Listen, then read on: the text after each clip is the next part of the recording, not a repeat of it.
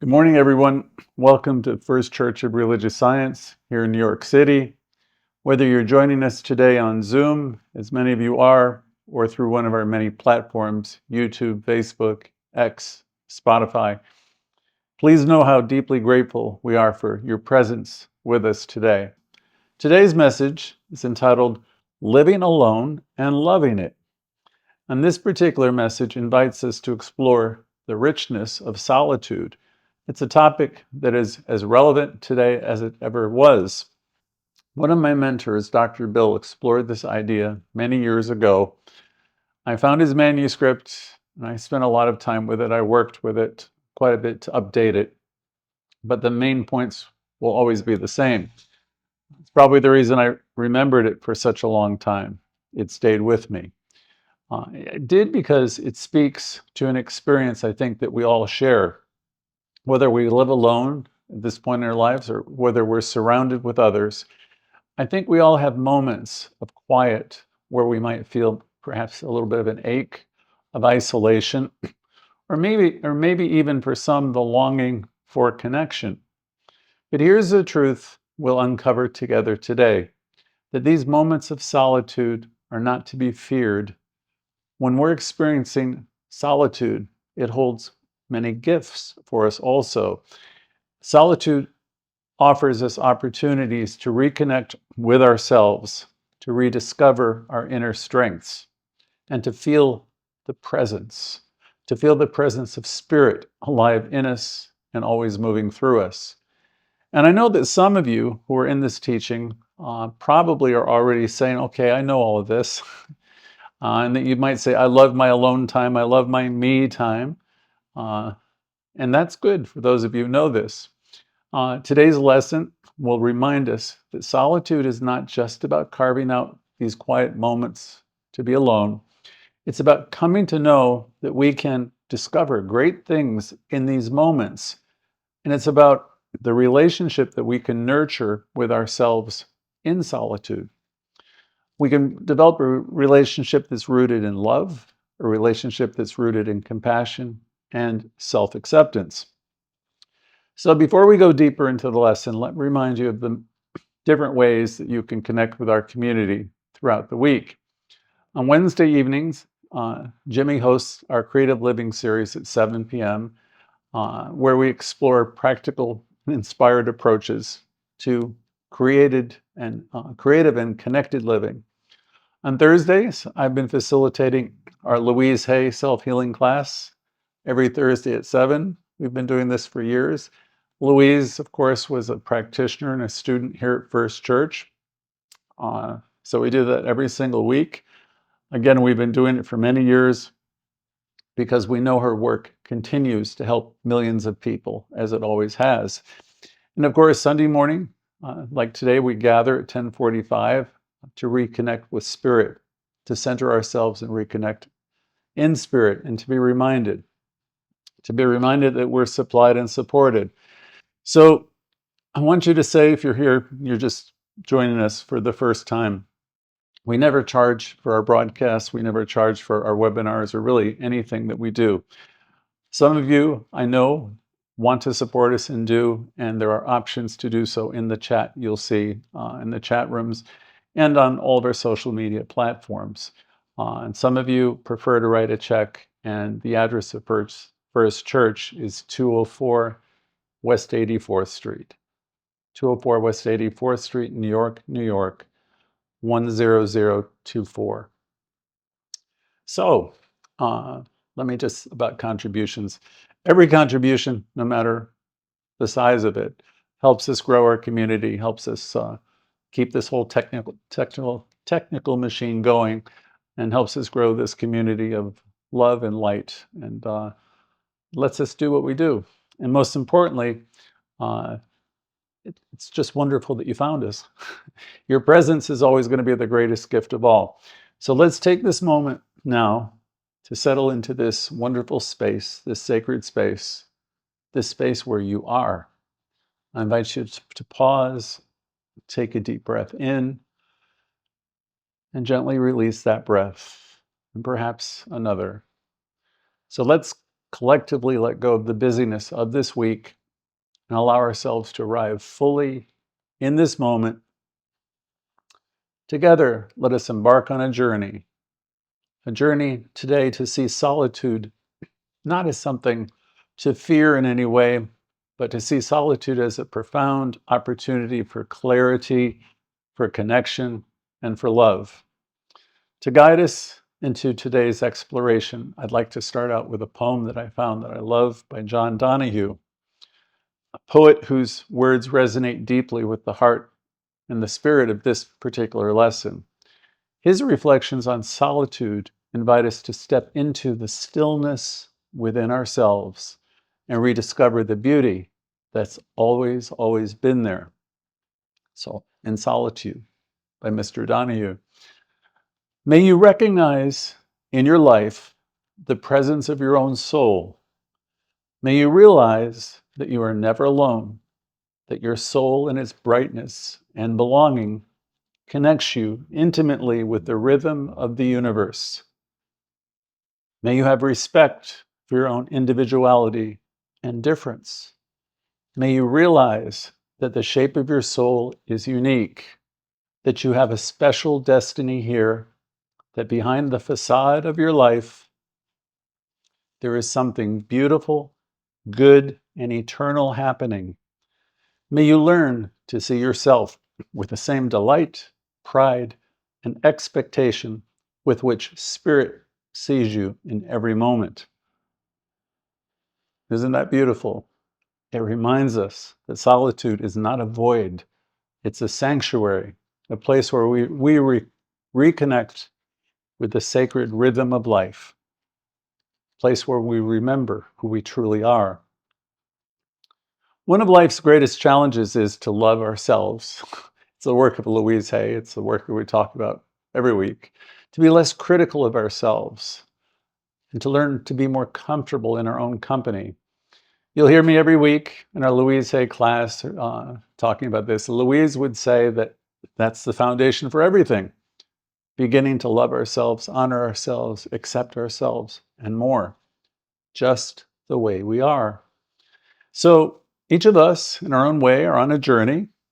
We're on a spiritual journey towards greater self-acceptance and self-approval from the time we're born. Whether we like it or not, we're here to grow, we're here to evolve, and life is going to present us with deeply personal, deeply unique, and or solitary experiences. In these moments where we stand alone in our thoughts, in our emotions, and our dreams, my teacher, Dr. Bill, said, think of life and all that you're going through as a great adventure, like you're in a school. Think of life as a schoolhouse, he would say. And that we're all in school, and we all have our unique lessons to learn, and that we all will have plenty of time alone. Now, many of us are not very comfortable with being alone or being alone with our thoughts. And some of us have been conditioned to believe that being alone is a problem to solve or a state to avoid. So think about it. How often have we equated being alone with being somehow not okay or being incomplete?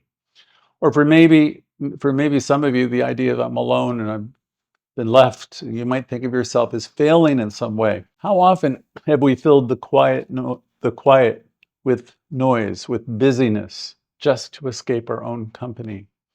Even in our closest relationships, there's always a part of us that remains uniquely ours. Even in relationship, marriage, partnership, there's a part of us that no one can fully understand or share. For some, this sense of separateness can feel heavy, can weigh on us. We might carry old stories that whisper, I'm not good enough, or I'm not wanted, I don't belong, and things like that. But here is the truth. The love and the belonging we seek doesn't begin outside of us. It begins within us. Again, the love that we're seeking doesn't belong outside of us. It begins within us. And as Louise Hay reminded us, you have been criticizing yourself for years, and it hasn't worked. try approving of yourself instead and see what happens. So let's explore solitude a little and talk about what it means to truly feel comfortable in your own company. And that isn't always easy. I know some of you will agree. Louise always reminded us that we have this inner thing. It's like an inner dialogue that always will be, it's the critic that says we're not quite right, we're not quite good enough. And she reminded us that as we learn to love ourselves more deeply, we will uncover and unlock the door to the infinite possibilities that are available to us. So today, I'm here to tell you what solitude really offers. What it offers us is an opportunity to check in and to go within and greet something beautiful, because deep within the center of your being, there is something beautiful. So here again, most of us weren't taught to enjoy being alone. We've been told that having people all around makes life fuller, happier, or that being by ourselves might suggest something's missing. Have you found yourself ever in a quiet moment and you might feel nervous? It's too quiet. And immediately you reach for the remote control or your phone, tune into something or try to distract yourself with something, anything, when being alone felt a little bit too much. I think most of us have been there.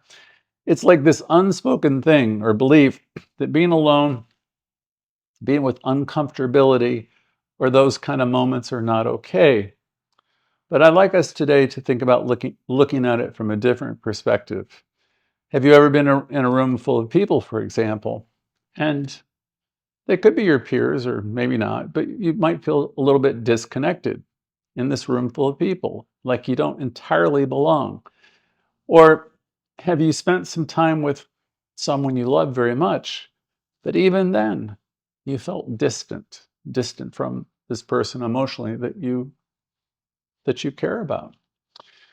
Times like this are reminders that solitude isn't about whether you're with people or you're not with people. It's always going to be about how you feel. In those moments when we're just with ourselves, that's when solitude, it's a reminder that it isn't about whether with people or ourselves. It's about how we feel when we are just with ourselves. For some of us, those quiet times can be tough. They can be very tough. Maybe we carry stories around that we haven't yet dealt with from the past that pop up and get through. Stories like, I'm not enough, I'm not good enough, I've made too many mistakes, serious mistakes. Maybe there's feelings that are ruminating, ideas of failures, lost loves, lost opportunities. Or you could be thinking, no one really cares. Nobody cares about me.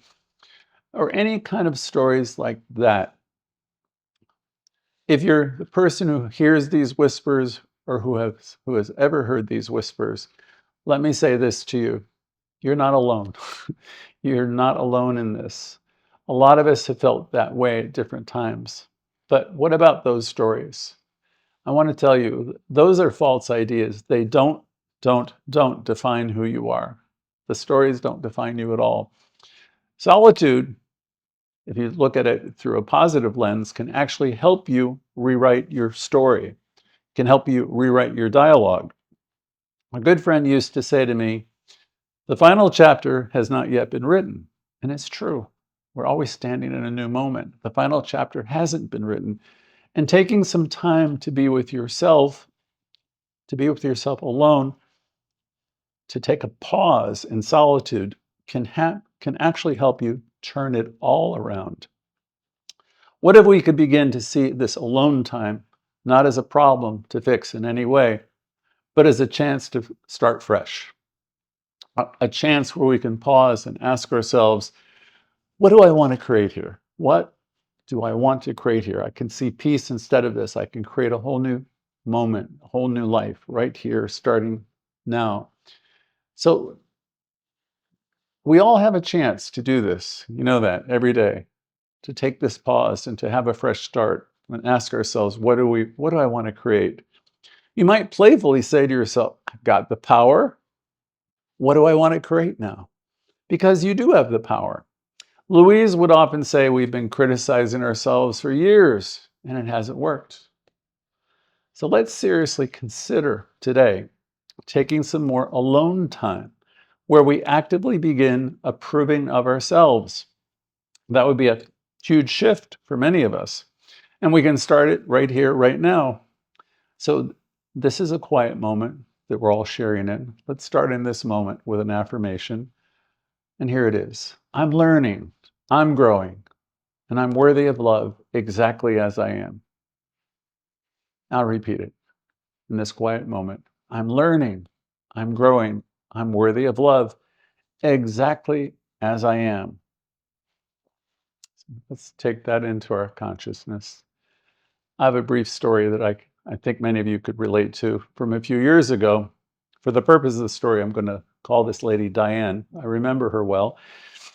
She spent a lot of time in her life caretaking her kids, her grandchildren, her nephews, her nieces, even her parents, her neighbors sometimes too, and their kids. But years later, when it seemed everybody, for the most part, moved out, she'd finally got to a place where she wasn't sure what to do. It's like everybody left. And it felt very strange to her. And she described herself as being restless and out of place. But instead of running from those feelings, those empty feelings, she decided to sit with it and face it. And that was a healthy thing to do. And as I remember the story and what she shared, she mentioned she was doing affirmations all the time. And after a while, she began taking some action steps, actions that were new to her, different, outside of her comfort zone. And she was keeping a little journal next to her bedside, her little prayer book in her journal. And she was writing her affirmations, which was very helpful in anything that came up. And during her process, she remembered that when she was in high school, she liked to draw, she liked to sketch and do things with colors.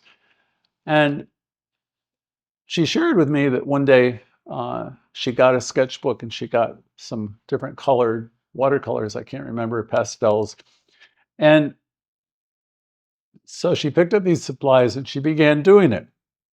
And I remember this story in particular because some 40 years ago, I went through a recovery program and I began doing that too, just like she did. And I don't think I was particularly good at it, but I remember it's like time suspended and it was just creative and it was very healthy and it was very good. I had fun doing it.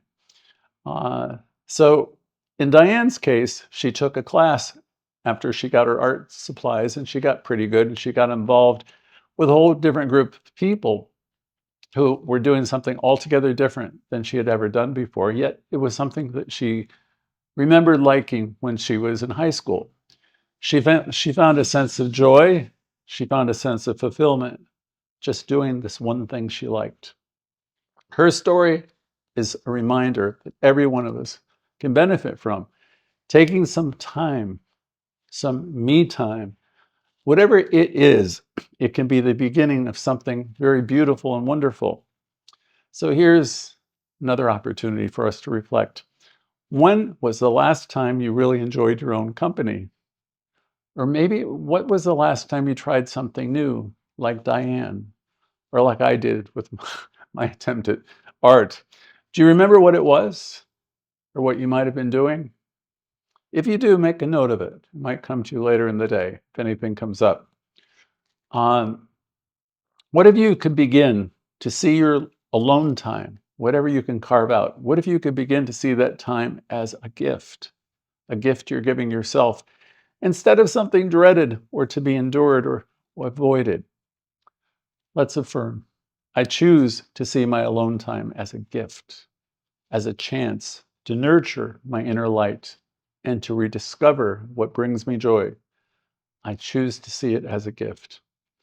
So let's talk a little more about what makes solitude such a gift. And again, I know for some of you, the thought of spending all this time alone could be a little bit intimidating, but stay with me for a moment more. What again if we looked at it from in a new way, where we think of it as tending a little garden within ourselves. And when we take time to care for it, to water it, to love it and nurture it a little. If you do this, what you'll notice is something beautiful. There will be a new clarity for you. You do this. There will be more calm. There will be a deeper understanding of who you are. In these kind of moments, these still moments, Spirit reminds us, you are enough, you are whole, you are loved. So there's an argument right there. In solitude, Spirit will remind you, you are enough, you are whole, you are loved. So let's intentionally find these moments of solitude. And this is where we will remember these great truths. A friend of mine has one special spot, but she has an apartment. But she has one special spot, one special chair where she looks down into the street, and she has a little bird's eye view of, it's a beautiful street, she tells me, of what she observes life. It was nothing fancy. She makes herself a cup of tea, and she watches the activity on the street just below. And this is where she feels most like herself. What I love about her story is its simplicity. She's not journaling. She's not meditating. She's not really doing anything in particular. But what she is doing is so important. She's taking a pause. She's taking a pause, giving herself permission to reflect and enjoy her own company. That's the beauty of solitude. It's not about what you do. It's about taking that time out, creating space for yourself in a way that feels natural and nourishing. How often do we give ourselves that kind of care? We live in a world that goes very fast. It celebrates busyness, productivity, where people move through their days and scroll through their media. They're on autopilot, not even realizing that they're missing the deeper, quieter moments of life. So many people wake up to an alarm of one kind or another, and they go about their routines faster and faster, and they repeat it until the next day begins without taking a pause, without stopping to ask, what do I really want? Without an affirmation, without a prayer, never asking themselves questions like, what brings me peace? What brings me joy? But everyone on this call, all of you, at least most of you, have already made a powerful choice to live more consciously, or you wouldn't be here. There's no accidents that you're here. All of you have already made a powerful choice to live more consciously. In the many lessons I've shared with you over the past few years, I've talked to you about affirmative living. So if you've been with me for any length of time, you've learned something profoundly important, which is the value of pausing, the value of being here now, the value of being in new moments, where we take moments and pause and reflect and reconnect with yourself and with Spirit within. Now, that's no small thing. It's something actually to celebrate for those of you who are here. So again, not everyone gives themselves this gift, but each and every one on this call have given yourselves this gift. So congratulations. Each time you connect with us, and every time you pause, and every time you pause to create that space, you're nurturing your inner connection. You're tapping into your creativity, and you're reconnecting with the truth of who you are. Now, there's no right and there's no wrong way to do it. So whatever you're doing, just tuning in here is a great beginning. Let me ask you, imagine if you made a decision to take a few more deliberate pauses this week. Now, what could that look like for some of you? I know it'll be different for everyone. I've heard dozens of examples over the years. I've known people who set their watches or smartphones every 15 minutes to give themselves a reminder to do an affirmation, to bring themselves to the awareness of Spirit. Or maybe they set their devices for every hour so they could take a pause, do an affirmative prayer, or maybe a series of affirmations. The question is, how could you create that space for yourself? Even in a small way, what could you do to create that space for yourself? Maybe for you, it's taking a short walk to savor your favorite drink. Maybe it's as simple as closing your eyes, or resolving to close your eyes and taking a deep breath and doing that a bit more often, allowing yourself just to be. These moments don't need to be big. They don't need to be elaborate. They just need to be your moments where you claim your time to give yourself that gift of presence, of knowing, having that awareness of presence in you, operating through you, reconnecting with the divine within yourself. These are moments that often get overlooked in the busyness of life. Again, I know solitude isn't always easy. It can bring up a lot of things, doubts and fears. And those old beliefs come to mind that say, okay, I'm alone, it's too late, and whatever it is. But here's something I want to remind you of. Again, fear in any form isn't permanent. Think of fear like a shadow. It only exists when we forget to turn towards the light. I love that. Fear only exists when we forget to turn toward the light. And when we take a quiet moment to pause and reflect, to sit even with our fears, something profound starts to happen. We start to see them for what they are. They're not facts. There's nothing factual about them. They're thoughts. They're only thoughts that definitely can be changed. There's a beautiful quote that I've loved for many years from the Course in Miracles that says, "Nothing real can be threatened. Nothing unreal exists. Herein lies the peace of spirit." At first, this might sound a little abstract, so let's unpack it, make it simple. The real is the truth of who you are. It's your light. It's your wholeness. It's your connection with Source. That's the part of you that's unchanging. That's the part of you that's eternal and absolutely safe always. It's the foundation of your being. The unreal is everything that doesn't come from that truth. The fears, the insecurities, the doubts that whisper in the quiet moments. They might feel overwhelming in the moment, but they're like illusions.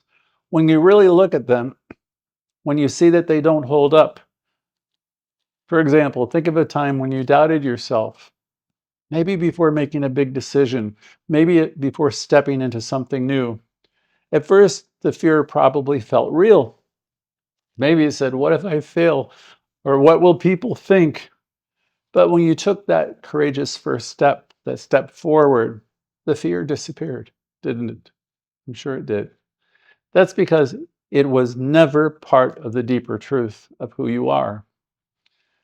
This gift that we're talking about today, this wonderful lesson, this gift of solitude, gives us the space to turn toward the light of truth. And remember, I'm whole, I'm enough, and I'm deeply loved. Let's reflect for a moment. What fears, what doubts have been whispering lately? What fears, what doubts have been whispering to us lately?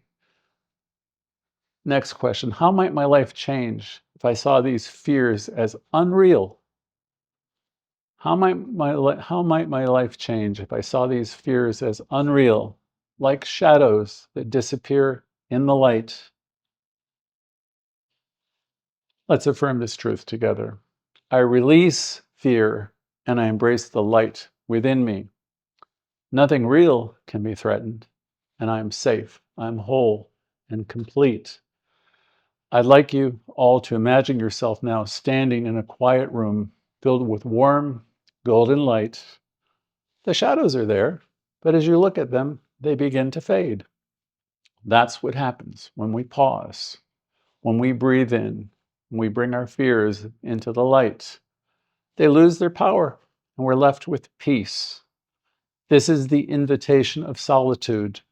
It's an invitation to reconnect with the part of you that's unshakable, untouchable, and absolutely real. So let's take yet another moment to reflect. What fears have been holding me back? What might shift? What could I shift in my life if I gave myself the space to release whatever it is. Whatever comes to mind, let's affirm this truth together. I release fear and I embrace life with trust and courage. Yes, I release it. I embrace life with trust and courage. Each and every moment brings me closer to my highest good. I am supplied and supported. Each and every moment brings me closer to my highest good. Louise used to say, I trust in the process of life. This doesn't mean there's an absence of fear. It means choosing to move forward, even when fear is present. Solitude gives us the strength to make that choice. Take that pause. Taking that pause reminds us that we are not our fears. We are so much more and so much greater than they are. I'd like you to imagine and remember. I'd like you to remember your quiet moments. And quiet moments can become the birthplace of your courage, of taking first steps or next steps. In these moments, in these wonderful moments, you can discover your strength and your resilience. And certainly you'll discover the connection you have with that infinite power within. Ernest Holmes, our founder, said, life is not just something to be endured. It's to be lived in joy. It's to be lived in fullness without limit. So solitude isn't empty. It's where you have an opportunity to discover the fullness of who you are. He said, the universe is not complete without you. The universe is not complete without you. I want you all to hear that. You exist so that divine spirit can express itself through you. That's such a beautiful thought. I'll repeat it. Ernest Holmes said, the universe is not complete without you. You exist so that the divine spirit can express itself through you. Think about that for a moment. The universe is not complete without you. You exist so the divine spirit can express itself through you. So, spirit expresses through you, not through your accomplishments, not through your titles or your achievements, but through the essence of who you are. In your solitude, in your quiet moments, you are whole, you're enough, you are deeply and unconditionally loved. As I bring us to the close of this lesson, before we turn the microphones to everyone, let's pause to honor something extraordinary. And the something that we're honoring today is you, each and every one of you. By showing up here today, whether in person or from afar, you've made a courageous choice. You've chosen to reflect, to grow, and to live more consciously. Again, that's no small thing. It takes strength to sit with ourselves, to embrace solitude, and to open our hearts to transformation. You've done that today by being here. And I want to thank you for bringing your light to this sacred moment. Your presence adds a great deal, so much light, so much love, and we're grateful to be here with you. So I'd now like to open the floor to you. If you feel inspired to share, please do. We have time for everyone to share for a minute or two. We'd love to welcome you. So if you're new, please say hello, your name, where you're from. Your voice is important. Your words enrich this circle of connection and love. So let's step into the rest of this day with open hearts, knowing that the love and light within us are already enough to create something beautiful. And so it is. Thank you.